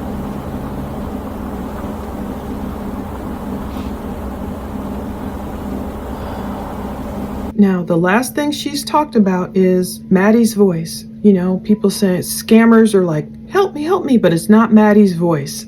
Maddie's voice, that's the last thing she's mentioned. After this very long moment of silence, she goes, then I did remember something from our conversation last night. He's into like kinks. They're like, what? She's like, sexual kinks, anal kinks. That's not my thing. So to me, it was an odd transition. The last thing she mentioned was Maddie's voice. Very long pause. And then the first thing she remembers again is Stefan's anal kinks. She goes, he told me he was always into butts. Butt stuff. She remembered this, after their last conversation. She always said no. The cop is like, but you guys never had anal sex? No. So I'd love to see that train of thought in her mind, the movie in her mind's eye, the true crime movie, what's going on up there. Did he ever tell you that he had anal sex with anyone else? Not that I can recall, she says. So remember, she did admit that Stefan told her he was having sex with that coworker. But did he really not go as far as saying, yeah, what kind of sex he had with her? I don't know what kind he did. We only have the description we have, but... Also, you asked me in the interview room about his triggers. I think triggers was like the wrong word to use because I couldn't think of triggers, but he does have a temper. Okay. He's very irritable and very negative about the world and things. Driving would piss him off. Like, depending on how people were driving around him, he'd get really irritable with that. Me nagging him would make him really irritable. Like, if I asked him to clean the house or help me with something. But,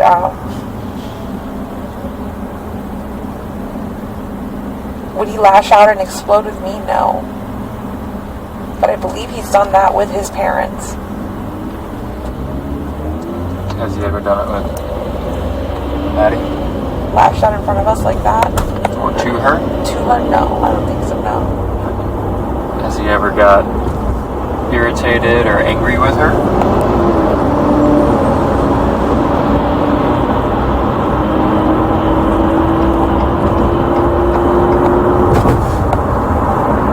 I would say yes, but like typical parenting stuff, like if she didn't clean her room when she was supposed to, like, coming down on her for something like that. Was it like anger out of the blue or anger, like random anger? No. It was always like Maddie wasn't doing what she was supposed to be doing kind of thing, so we come down on her. And when you say come down on her, obviously, do you mean discipline? Yell at her. Okay. Yeah, we would never hit her. We were never physical with her. Okay. We would just be like, you're supposed to be doing this, you're not doing this, what's going on? Are you spacing out? Are you being lazy?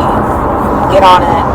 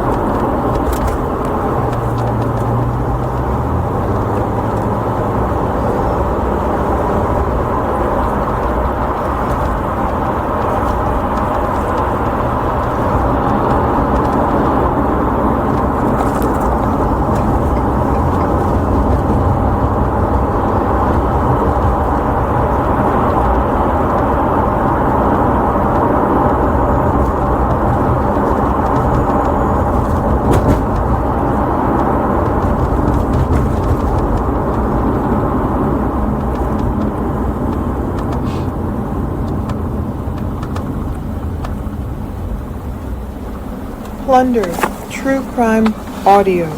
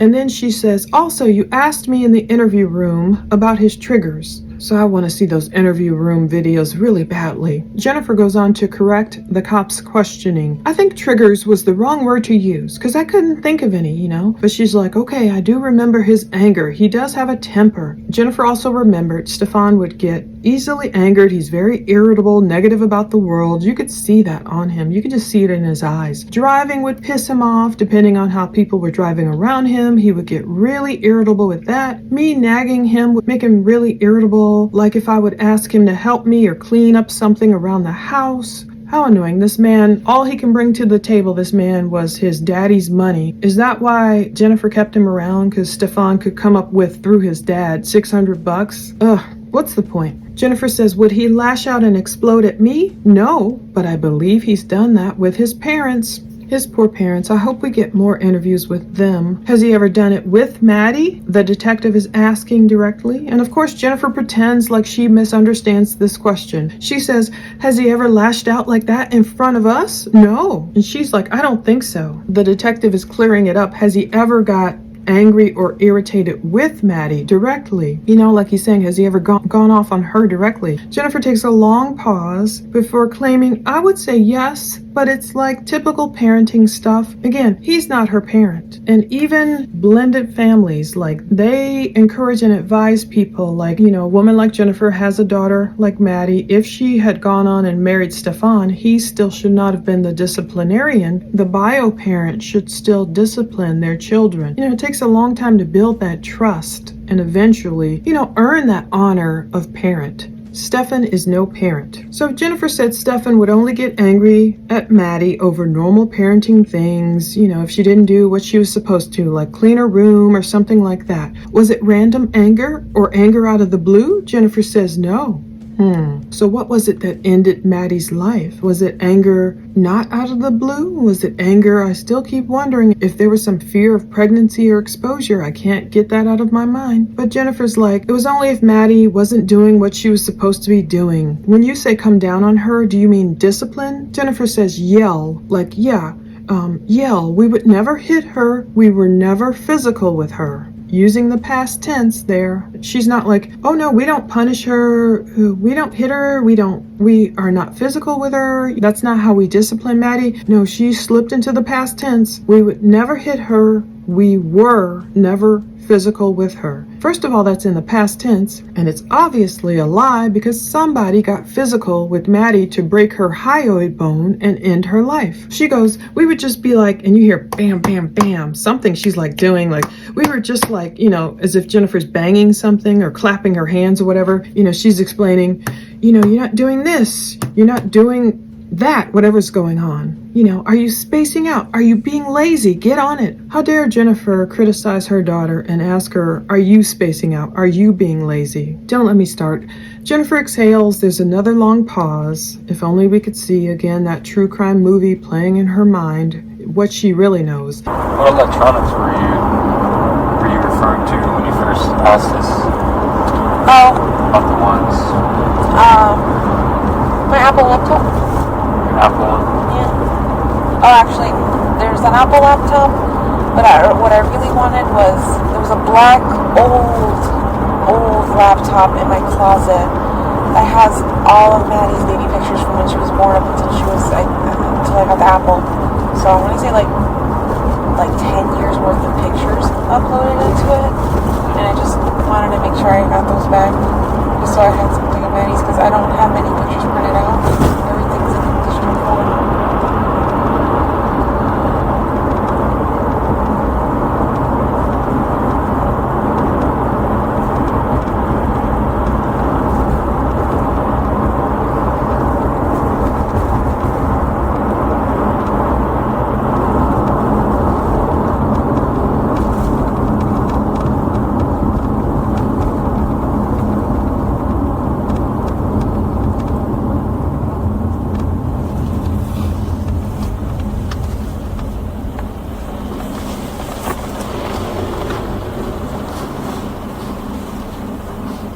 This is when the detective comes back and says, "What electronics were you referring to? My Apple laptop?" So this was first and foremost on her mind when she first got in that car. She wants her electronics back. And is it just because of mementos and memories, because she knows she'll never take another photo of Maddie again? Or is it because she didn't want anything incriminating to be found? Anyway, she says, "Oh, my Apple laptop, but what I really wanted was there's an black old laptop in my closet that has all of Maddie's baby pictures from when she was born all the way up until I got the Apple. I want to say like 10 years worth of pictures uploaded on it, and I want to make sure I got those back. So I have something of Maddie's because I don't have any pictures printed out. Everything is digital," sounds like she says. So this is interesting line of thought, seeing as though cops just 2 days prior and the day before too, shown her all these horrible photos of Maddie. Maddie being abused on Wednesday, the photos. Thursday was Maddie dead in the car photos. And now she wants the photos from Maddie as a baby, Maddie living. And I wonder why she didn't post a lot on Facebook. I've seen very rare. I think if she would have posted more of, throwback photos of Maddie growing up, maybe she just didn't believe in posting a lot of photos of her child. I understand that. Some parents do that for protection, but wouldn't that be ironic in this situation? Interesting, the investigators don't seem to answer her. It sounds like they don't seem to say, "Don't worry, Jan, you'll get your laptop back eventually." They just leave that quiet. Plunder, true crime audio. I will tell you guys though, with Stephen Young and Stefan, I don't think they've had much contact since they moved to Colorado. They weren't super great friends.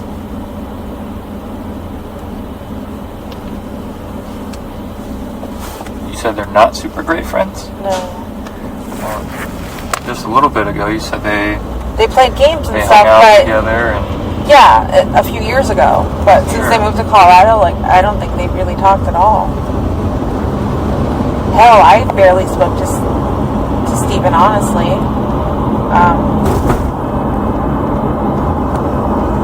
If anything, if I were to contact any one of them directly, I was talking to Stephen's wife or Ashlyn.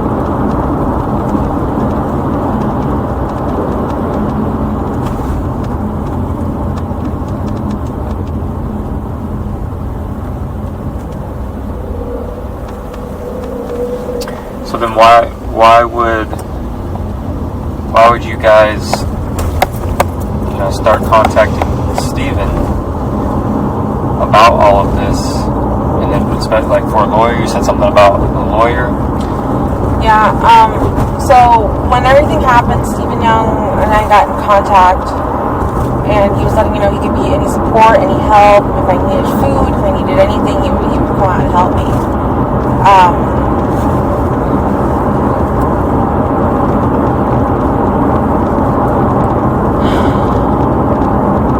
In the beginning of all of this, we were all under the impression that I had given Stefan the benefit of the doubt, right? I assumed he dropped her off, that she went missing, and that he had nothing to do with it. I believed him. He's a master liar and a master manipulator. Me and Stefan's dad have discussed this already. We had a conversation, what does he lie to you about? What does he lie to me about in the past about things? And it's stupid stuff, but he's a liar. So I'm realizing he's been lying to me about shit this whole time, and I just haven't had the slightest idea. But before any of this, I assumed he was innocent. I assumed you guys were pursuing him and you guys had the wrong guy, because I'm just like, of course, they're gonna go for the last guy who saw her. And I wanted to think the best of him and think, oh, he's innocent, but you guys are just pursuing the wrong person. So, Stephen Young was helping me because he has like family that's got contact with lawyers or something like that. So he was giving me lawyers for Stefan, but then once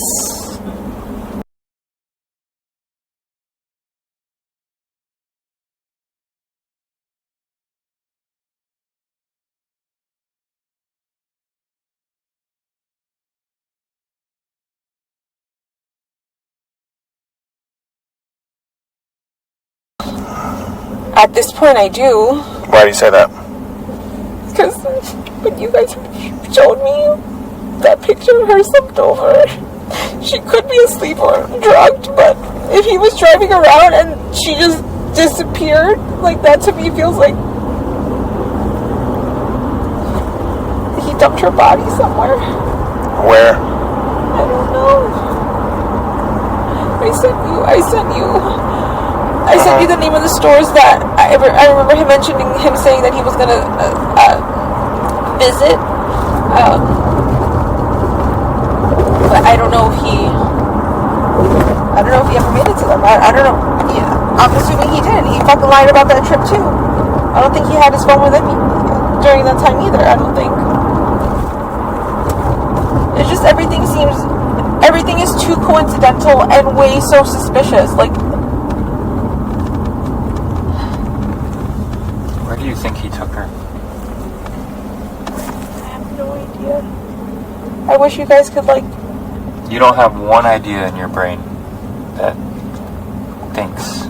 But then she goes, I will tell you guys though, with Stephen Young and Stefan, I don't think they've had much contact after Steve moved to Colorado. They weren't super great friends. So I'm like, why did she say this? Why did it talk of her laptop and Maddie? I'm trying to get her train of thought. So she's offering up, I don't think they've talked much though. Like, why? And even the cop is catching it. He's like, wait, you said they're not super great friends?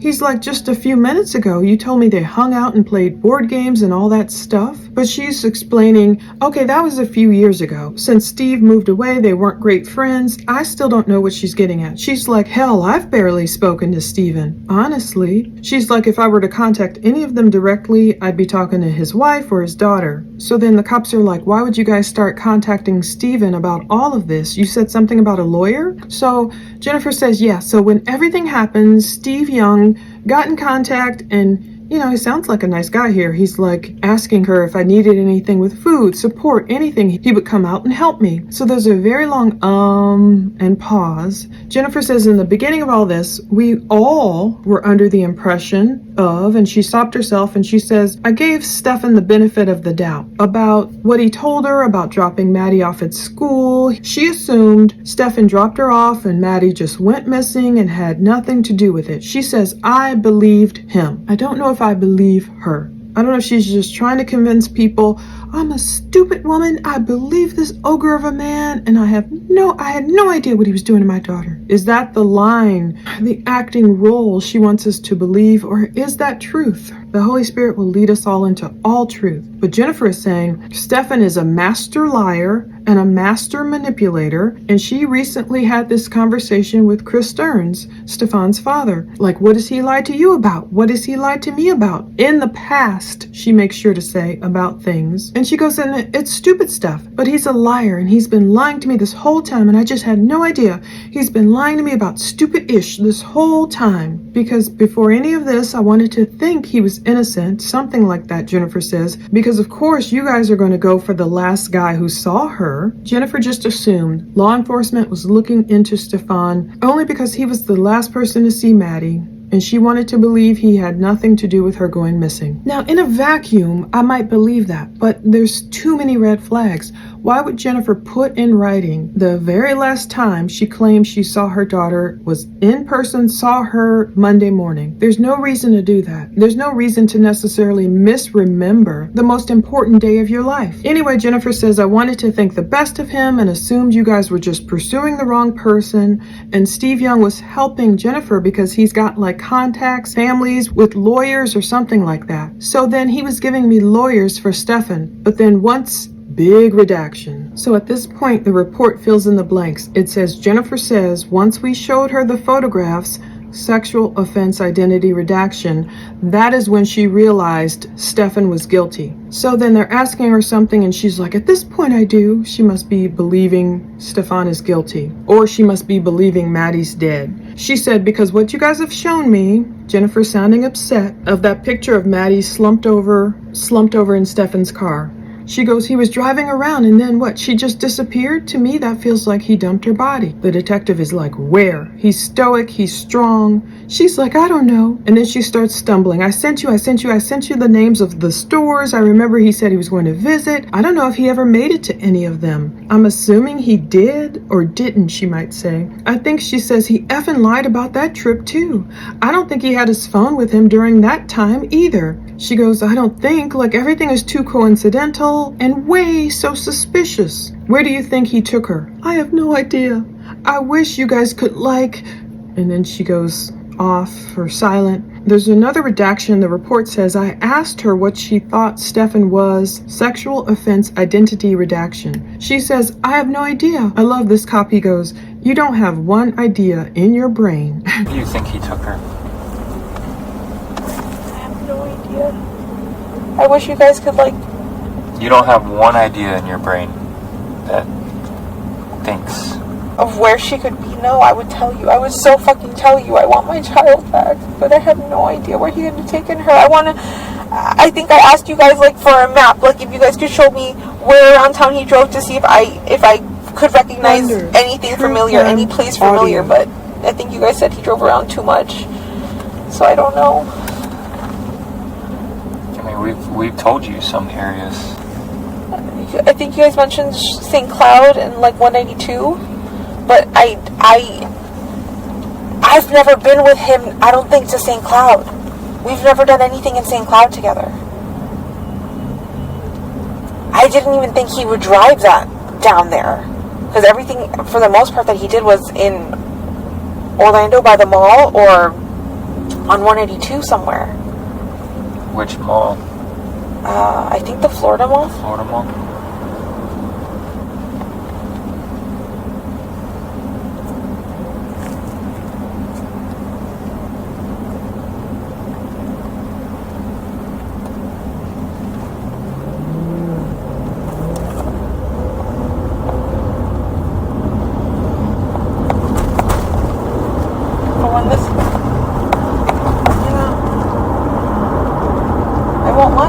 Started, I really thought you guys had the wrong guy, you guys were focusing on the wrong thing, but I guess what they say is true. It's usually the last person that sees her or sees whoever the victim is.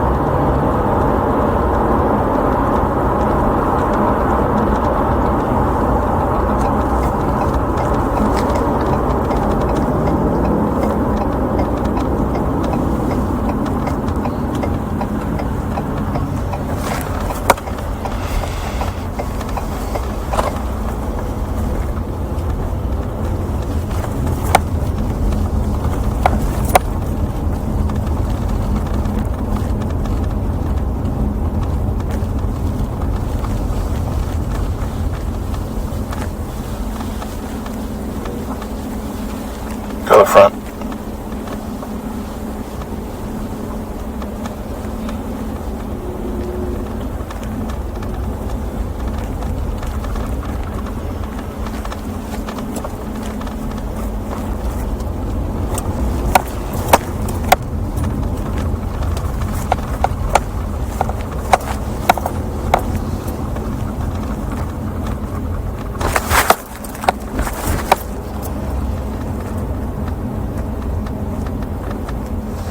Plunder, true crime audio. Can you guys tell me, like, I read a few comments last night about you guys possibly searching around Lakefront Park or in Kissimmee. Where are you guys searching in Kissimmee other than St. Cloud and We're searching everywhere. everywhere? Where do you see those comments? I think I saw something on like a Facebook moms group. Facebook. Kissimmee moms. Like we hear helicopters by Kissimmee Lakefront. Do you think they're looking for Madeline Soto? So I was just wondering, I'm like, is that for her? They're everywhere. They're non-stop searching for her.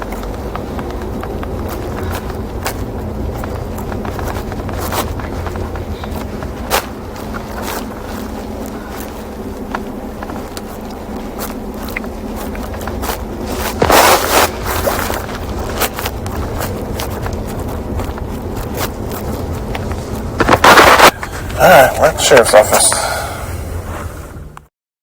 Jennifer says, of where he took her? No, I wish I could tell you. I would so effing tell you. I want my child back. She goes, I think I asked you guys for a map of where he drove around town so I could see if recognize anything familiar, but I think you guys said he drove around too much, so I don't know. They said, well, we told you some areas. Jennifer says, I think you guys mentioned St. Cloud and like 192, but I've never been with him, I don't think, to St. Cloud. We've never done anything in St. Cloud together. I didn't even think he would drive down there because everything he did was either in Orlando by the mall or 192 somewhere. Which mall?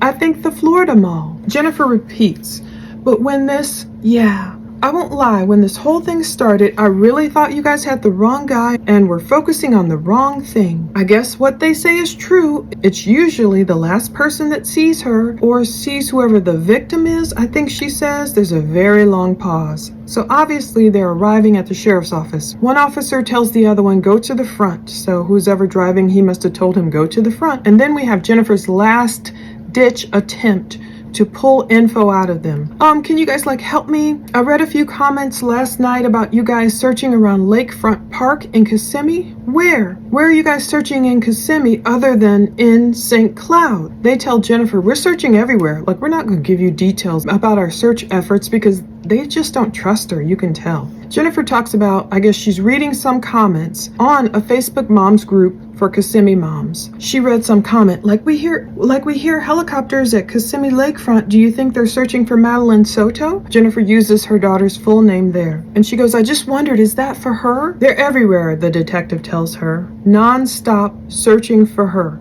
All right, we're at the sheriff's office, one detective says. He sounds exasperated, and that's the end of the recording. So, okay, what did you guys think of this? The poll might be the same if I put another one up, but next I might try and tackle, the docket sent me those interviews, 2 interviews from Jennifer's roommate. But the problem is, okay, they're being interpreted from Spanish to English. She has an interpreter there through both of them. She has interpreters, one is different. I was thinking of trying to run it through my dubbing software. I might still attempt it, but I'm telling you now, I don't know what we'll get because as I was listening, they're stepping on each other a lot. They're talking over each other a lot, and that might really confuse the dubbing software, but I guess I could try it and see what we get, at least a snippet of it. We will see. No matter what, according to the docket, please go visit the links to the docket and Gray Hughes and everyone else I put below. The docket says we have several more interviews with various people on the way, per his direct contact with the public records